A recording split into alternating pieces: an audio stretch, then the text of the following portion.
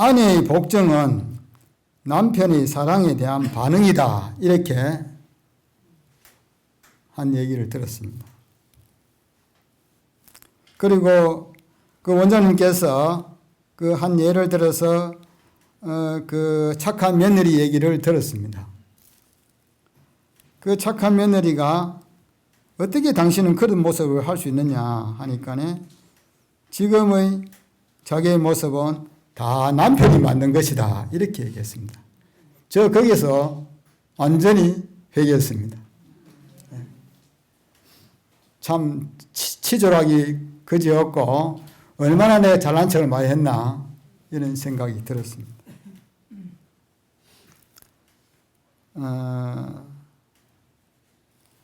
그 얘기를 듣고 에베소서 이 성경 구절이 이제서야 조금 이해가 되었습니다. 에베소서의 그 성경 혹시 갖고 계시는 분 5장 그 28절에 보면은 이와 같이 남편들도 자기 아내를 사랑하기를 자기 자신과 같이 할지니 자기 아내를 사랑하는 자는 자기를 사랑하는 것이다. 그래서 아내를 자기 몸처럼 사랑하는 것이 자기를 사랑하는 거다 이랬는데 저는 이것을 거꾸로 해석해서 치졸하게 한 10년을 싸웠습니다.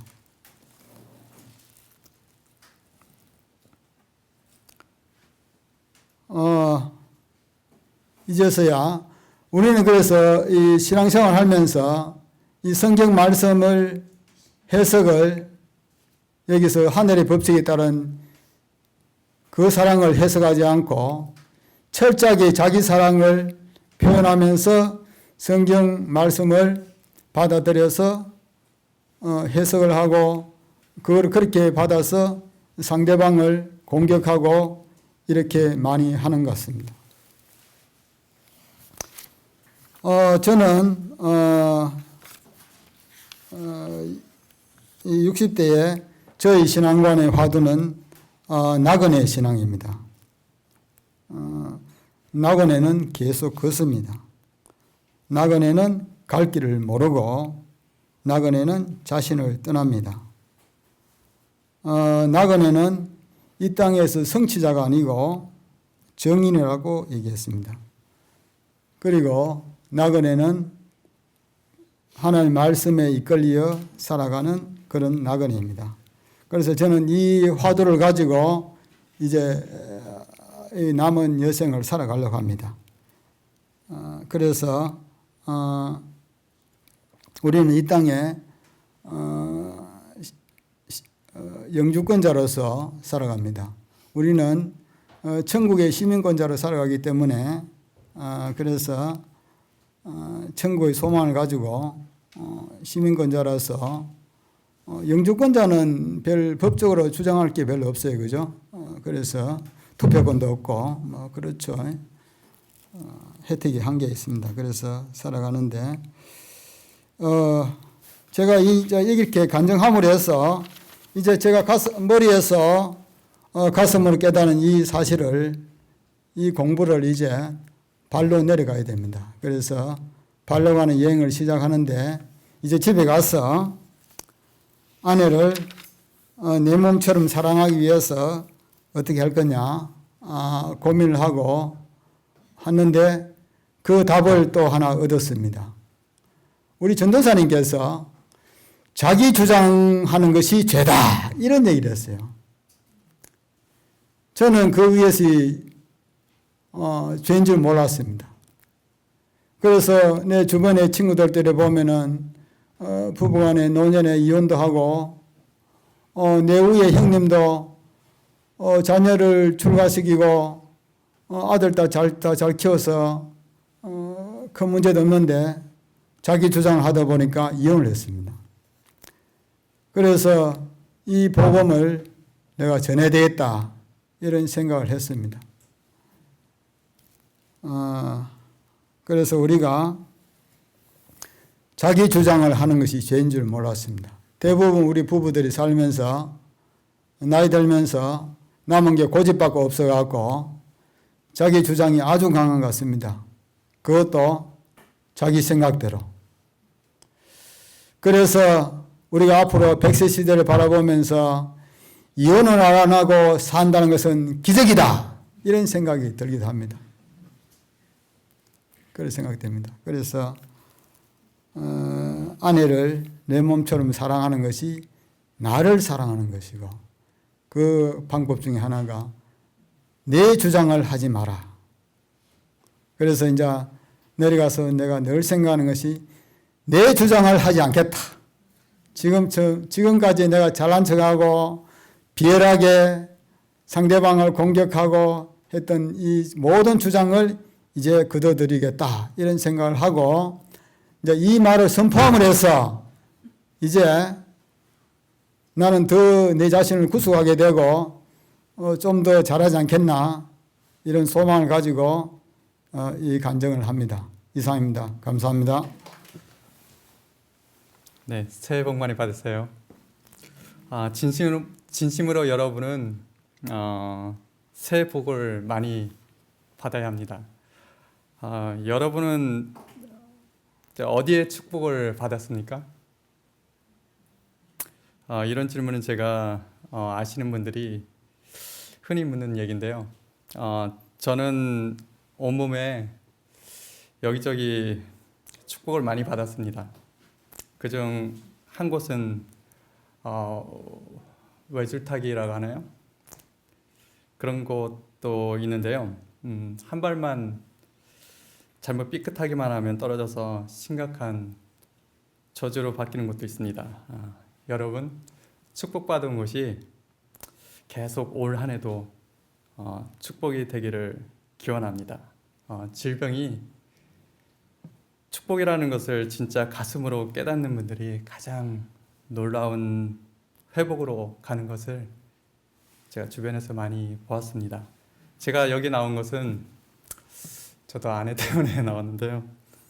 아내를 자랑하러 나온 것도 아니고 비평하러 나온 것도 아닌데 그 얘기를 꺼내야 저희 변화를 알 수 있어서 저희 결혼 생활을 살짝 소개해 봅니다.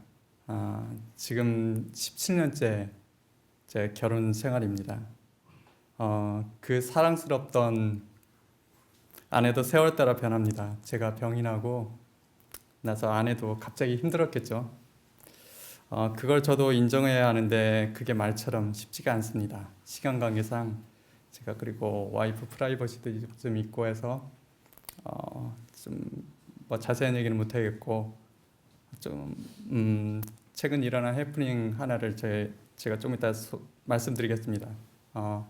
여러분, 육체의 질병은 아무것도 아닙니다. 그분을 붙잡을 수만 있다면 모든 게 원위치로 되돌아갈 뿐만 아니라 더 풍성한 삶을 여러분 살 수 있습니다.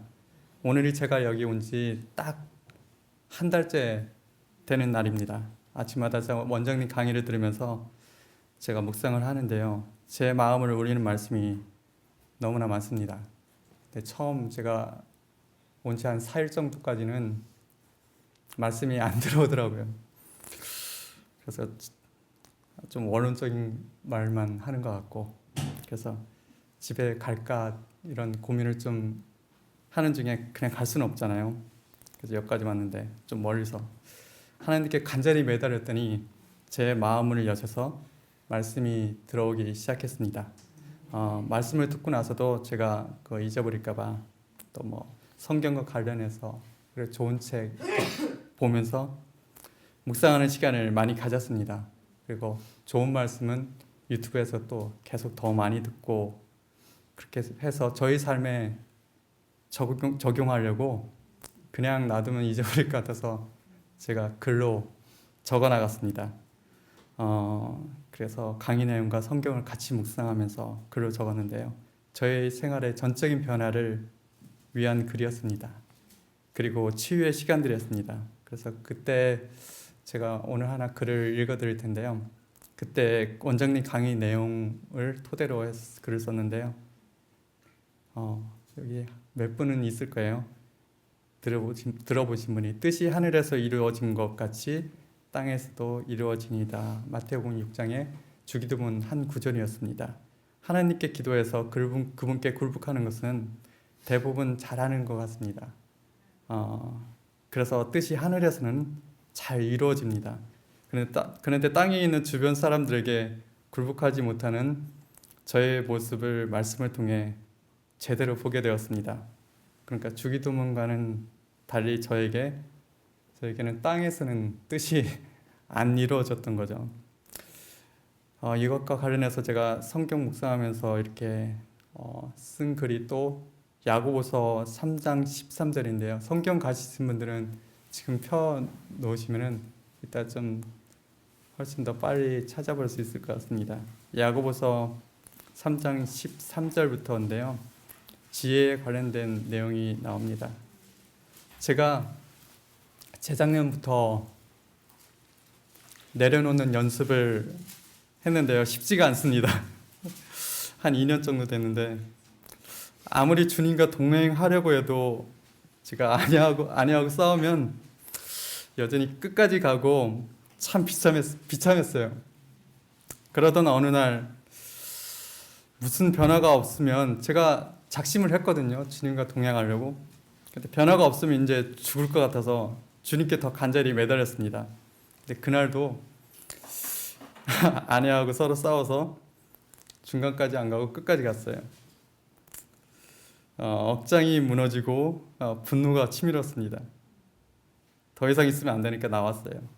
근데 그 위급한 순간에 제가 기도를 했는데 성령이 임했습니다. 찢어지는 제 가슴을 뚫고 들려오는 음성을 제가 거부하지 않았습니다.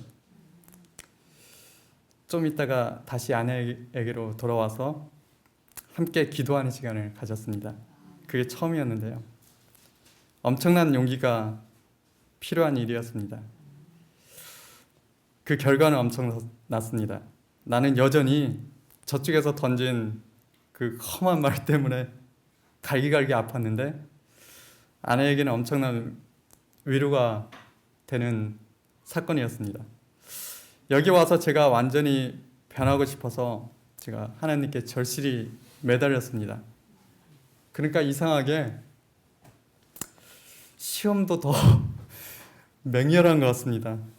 아내가 별일 아닌데 그런데도 아주 폭발해가지고 제 마음을 완전히 난도질 해놨습니다. 그전 같으면 정말 괘씸한 일이죠. 날아갔겠죠. 전화했지만 날아갔겠죠. 그때가 주님이 가장 필요한 때였습니다. 날아가는 말 대신에 주님을 간절히 잡았습니다. 최대한 유한 말로 타일렀습니다. 그러니까 아내가 전화를 딱 끊더니 좀 있다가 억울해서 다시 전화하는 겁니다. 이런 때 어떻게 해야 됩니까? 내 마음은 완전히 초토화되어 있었습니다. 나도 폭발해야 되나요? 그래서 아침 말씀 그리고 성경 묵상 이때를 위해서 정말 중요합니다. 저를 온전히 굴복하라는 그 명령에 따랐습니다.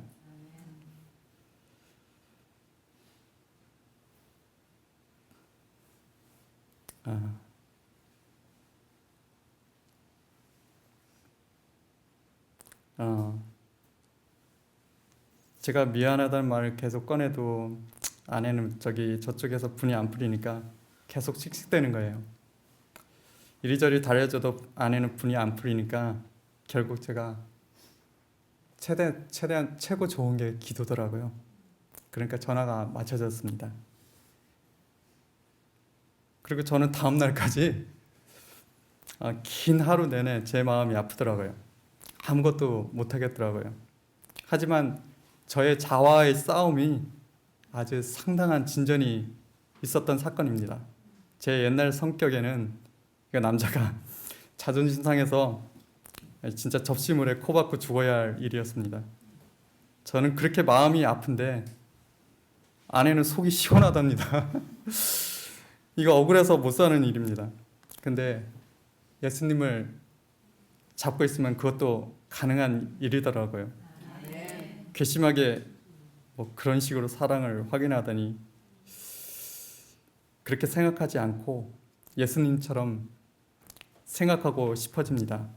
내가 아내를 포용해 주는 일은 남편으로서 마땅히 해야 하고, 그럼으로써 더 남자답게 여겨지고 위대하게 보일 것입니다.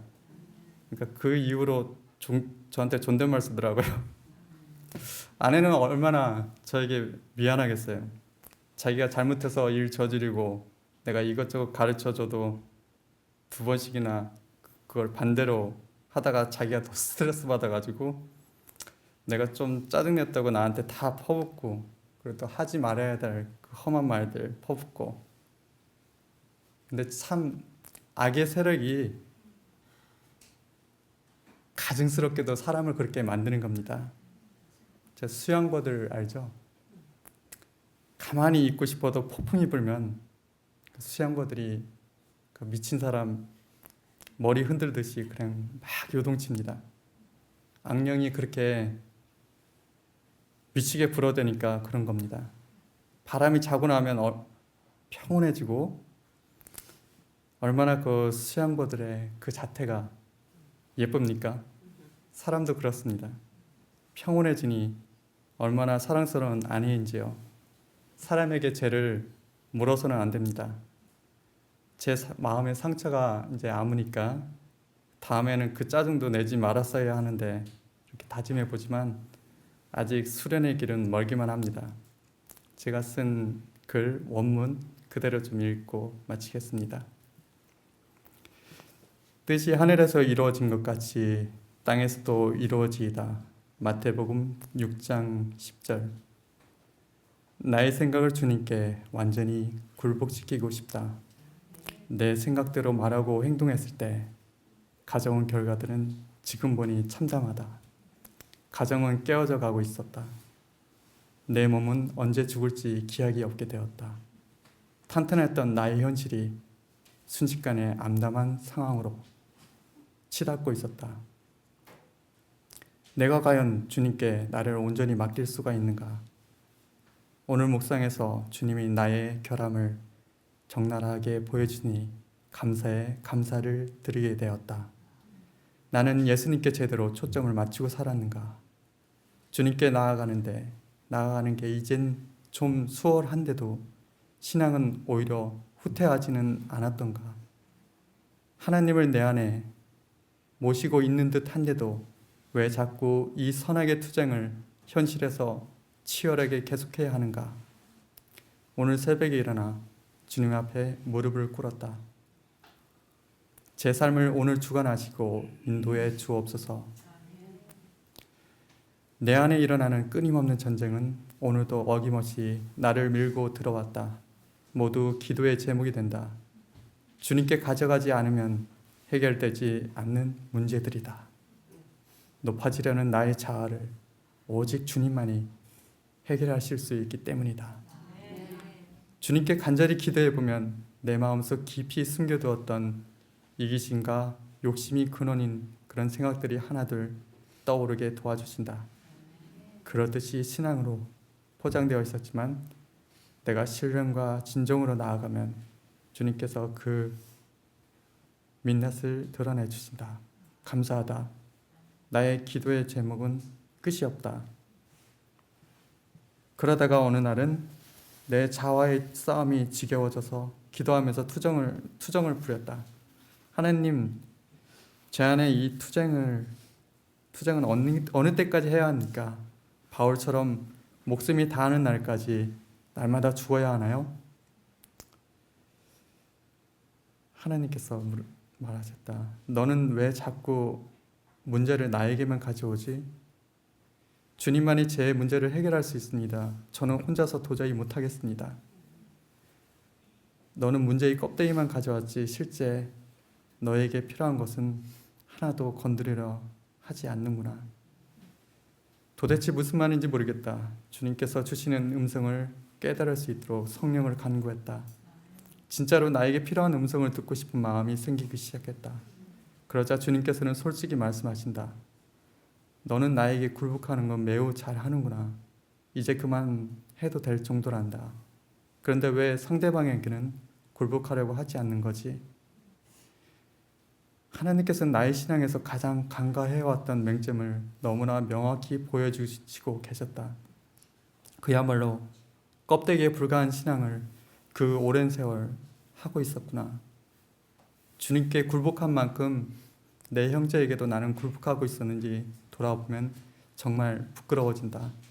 내죽게 하듯 내 주변을 대했는지 오늘 이 조용한 시간에 돌아보라고 주님께서는 나의 실상을 일러주고 계셨다. 뜻이 하늘에서 이루어진 것 같이 땅에서도 이루어지다. 어쩌면 나는 기도를 절반만 하고 끝내고 말았던 것 같다. 정작 불편한 일들에 관해서는 하늘에서만 이루어지면 됐지 이 땅에서는 어찌 되든 큰 관심을 두지 않았나 싶다. 아니, 관심을 두지 않은 것이 아니라 일부러 회피하려고 하지 않았을까? 나를 괴롭게 하는 주변 인물에 대해 그저 관대하기만 대하면 내 신앙의 역할은 끝인 줄 알고 있었다. 그런데 오늘 주님은 나에게 말씀하고 계셨다. 나에게 굴복한 만큼 그 사람에게도 굴복하여라. 주님, 그것만은 도저히 안 되겠습니다. 이것이 나의 솔직한 신앙의 모습이었다. 나는 이 기도를 교묘하게 피하고 있었다. 그저 막연히 사랑하는 마음을 갖게 해달라는 기도는 했었다. 진정한 용서도 구해보았다. 그러나 상대방의 자아와 내 자아의 충돌, 그 뿌리는 건들고 싶지 않았던 것이 내 솔직한 심정이었다. 오늘은 감사하게도 성령이 역사하시는 날이다. 감사드린다. 잘 포장된 기도가 아닌 진짜 나의 실체를 그대로 내놓고 주님께 굴복하였다. 주님, 그 사람들만은 안 됩니다. 말이 안 된다. 안 되었다. 그들에게 어찌 나를 완전히 굴복시킬 수 있단 말인가? 오늘 눈을 뜨자마자 여러분 성경 구절이 있다. 어제 잠자리에 들기 전부터 고민하던 구절이었다. 긍휼히 여기는 자는 복이 있나니 저희가 긍휼히 여김을 받을 것이며. 마태복음 5장 7절. 주님, 어찌하여야 그 사람들을 긍휼히 여길 수 있나요? 형식이 아닌 진심으로 말입니다. 응답을 받기 위해 구약부터 특히 시편과 이사야를 중심으로 긍휼에 대해 읽어보았다. 다윗은 통회하는 심정으로 나를 긍휼히 여기소서라고 했고, 이사야는 하나님의 긍휼하심이 내기를 구했다. 여기저기 긍휼을 구하는데 성경 어디에도 내가 어찌하면 긍휼히 여기는 마음을 얻게 될 것인지 답을 주지 않고 있었다. 그러다 야고보서 3장 17절에서 눈여겨볼 만한 구절이 겨우 들어왔다. 오히로부터 난 지혜는 긍휼이 가득하고, 긍휼이 가득하지 않으면 오히로부터 난 지혜가 아니었다.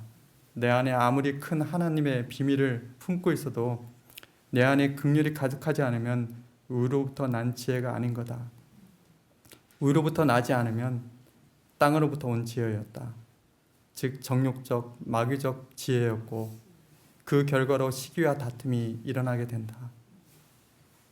야고보서 3장 13절부터 16절까지 제가 읽겠습니다. 너희 중에 지혜와 총명이 있는 자가 누구냐? 그는 선행으로 말미암아 지혜의 온유함으로 그 행함을 보일지니라. 그러나 너희 마음속에 독한 시기와 다툼이 있으면 자랑하지 말라. 진리를 거스려 거짓말하지 말라. 이러한 지혜는 위로부터 내려온 것이 아니요 땅 위의 것이요 정욕의 것이요 귀신의 것이니 시기와 다툼이 있는 곳에는 혼란과 모든 악한 일이 있음이라. 내가 천사의 말을 해서도 진정으로 상대방을 긍휼히 여기지 못하고 있었다면 나는 언제든 시기와 다툼이 일어날 수 있는 불씨를 두었던 것이다. 지혜 있는 자는 그 지혜를 자랑하지 말아야 되겠다. 내 안에 얼마나 온유와 긍휼이 가득한지 몸소 실천하는 것이 얼마나 더 귀중한 진리인가. 17절 18절 계속 읽겠습니다. 위로부터 난 지혜는 첫째 성결하고 다음에 화평하고 관용하고 양선하며 긍휼과 선한 열매가 가득하고 편견과 거짓이 없나니 화평하게 하는 자들은 화평으로 심어 의의 열매를 거두느니라. 어떻게 불편한 관계의 사람들에게 긍휼히 여기는 마음을 가져야 하는지 하나님께서 보여주기 시작했다. 그 마음을 구하기 이전에 선행되어야 할 과제가 있었다. 자만한 나의 마음을 하나님께 회개해야 했다. 하나님, 제 안에는 온갖 더러움으로 가득 차 있습니다. 영적 교만에 빠져 있습니다. 제가 아무리 아름다운 지혜를 말한다 해도 제 삶에 사랑이 충만하지 못한다면 그게 무슨 소용이 있겠습니까? 저에게 정작 필요한 것은 말씀을 깨닫기만 하는 이론보다는 온유와 긍휼이었습니다. 저에게 그 마음을 허락해 주소서. 그 사람들을 진정으로 내 몸처럼 아끼는 마음을 주옵소서. 하나님께서는 오늘 이 시간 돌처럼 단단한 나의 마음을 읽어내고 계셨다. 차가운 심령이 변화되어 영혼을 뜨겁게 사랑하기까지 내 기도를 멈춰서는 안 되겠다. 내 안에 부실한 인격을 절실히 깨닫고 주님 앞에 그대로 나아가야겠다. 그러한 진실한 기도 없이는 나를 주님 앞에조차 굴복시킬 수 없을 것이다. 그런 처절한 변화가 없다면 나는 절반도 안 되는 신앙을 계속 살게 될 것이다. 뜻이 하늘에서 이루어진 것 같이 땅에서도 이루어지이다. 뜻이 하늘에서도 이루어지지 않았는데 땅에서는 어찌 되겠는가? 이제껏 나는 주님께 제대로 굴복했는지 알았다. 그러나 알량한 나의 자존심은 그대로 두고 그렇듯이 주님을 섬긴다고 자부해 왔다. 이제 보니 나의 뜻은 주님의 뜻과 전혀 달랐다. 나를 따라오려거든 자기를 부인하고 자기 십자가를 지고 나를 쫓을 것이니라. 내 자아를 철저히 내려놓지 않는 한 나의 본심은 결코 굴욕의 십자가를 지고 싶어하지 않았다. 그러므로 나는 여지껏 자기 십자가를 한 번도 져본 적이 없었던 것이다. 주님의 뜻이 그러신데 나는 내가 원하는 방향대로만 살아왔었다. 나는 한 번도 주님께 굴복한 적이 없었지만 주님은 너그러이 도와주시고 있었다. 뜻은 하늘에서도 이루어지지 않았다. 당연히 땅에서도 이루어질 수 없었다. 이제 기도할 때마다 나의 실체를 보이고 주님께 간구해야 한다. 다른 가식으로 포장해서는 안 된다. 나의 부족함을 절실히 깨닫고 가장 깊이 회개해야 한다. 주님, 나를 도우소서. 나는 죄인입니다. 철저한 죄인이었다. 독한 썩은 냄새가 나는 품생의 사람, 사랑이 식은 자, 긍휼을 모르는 자, 그는 바로 손덕진이었다. 하나님, 제가 이 모습 이대로 당신께 나아갑니다. 나의 간구함을 들어주소서. 사람들이 사랑스럽게 보이게 해주세요. 그 자들을 오히려 긍휼히 여길 수 있는 마음을 허락해 주옵소서. 내 안에 온유한 심령을 창조해 주세요. 감사드린다. 아침마다 그리고 하루에도 몇 번이고 내가 진정으로 예배해야 할 명제를 찾게 되어 감사드린다. 사도 바울이 날마다 죽었던 이유도 조금은 알듯하다. 나를 이 썩어가는 인격에서 누가 건져내랴. 나의 주님 예수 그리스도로 말미암아 아버지 하나님께 감사하리라. 그분만이 내 모든 삶에 의미가 되게 하옵소서.